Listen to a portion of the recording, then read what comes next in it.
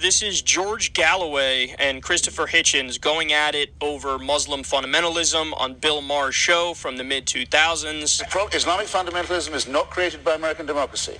It's a lie to say so. It's a masochistic lie. And it excuses those who are the real criminals, and it blames us for the attacks made upon us. Don't have anything to do with this mentality. The argument that we're there fighting them so they won't come and fight us is equally a ridiculous argument. Fight them everywhere. I know they hate us anyway. I agree. They hate us anyway. But there's a big difference between... Who hates you? Muslims hate you? Well, I think everybody in the world hates us now. Well, it's not just Muslims. This is the point, Bill, that 10,000 new Bin Ladens have been created by the policy that your country has adopted. What kind of Ladens? Bin Ladens. Oh, Bin Laden. 10,000 new Bin Ladens have been created because of the policy that has been followed.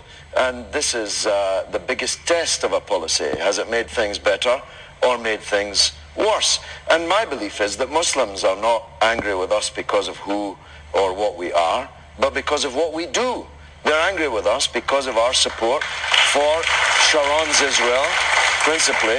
Do you know that every one of those settlers in the Gaza Strip got $250,000 to leave land they should never have been on in the first place, and you paid for it? Well, I would argue with you about that.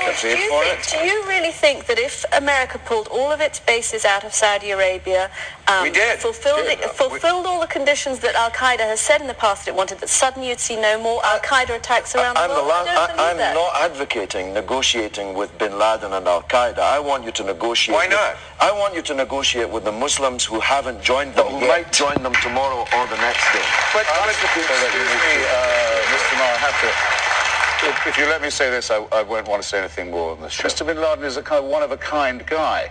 I don't think there are 10,000 people like him. And if they're clones of him, suppose there are that many clones, where does he come from?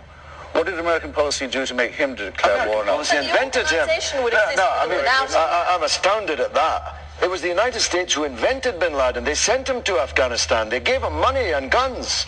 Jimmy Carter and Ronald Reagan. I love that clip for so many reasons. So first of all, let's just get out of the way the elephant in the room, the issue that's the elephant in the room here, because this is what the entire conversation is based on. The war in Iraq. This was from the mid-2000s, and you had Christopher Hitchens, who was in favor of the war in Iraq, and you had George Galloway, who was vehemently opposed to the war in Iraq.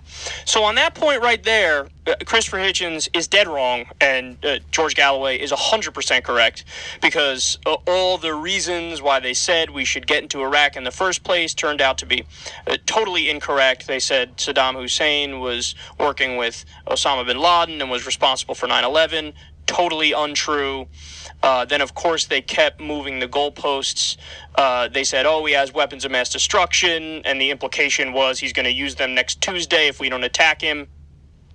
I mean, again, not only did he not have weapons of mass destruction, even if he did, he wouldn't have used them immediately because he knows he would have been destroyed in 3 seconds if he did anything against the United States.